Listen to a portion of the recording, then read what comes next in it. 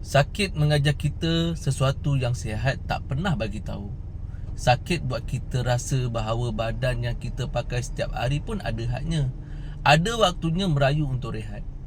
Sakit buat kita diam, buat kita fikir siapa yang benar-benar peduli, siapa yang hilang, siapa yang cuma muncul bila senang. Sakit juga kadang bukan pada badan tapi pada hati. Luka yang tak nampak tapi beratnya sampai buat langkah jadi perlahan. Tapi dari sakitlah kita belajar ketabahan yang tak pernah kita tahu ada. Sihat sebaliknya adalah nikmat yang selalu kita lupa hargai. Bila sihat kita berlari tanpa fikir apa-apa. Bila sihat kita kuat sampai lupa untuk perlahan. Bila sihat pula kita tak sedar tubuh dan hati itu pun perlu dijaga.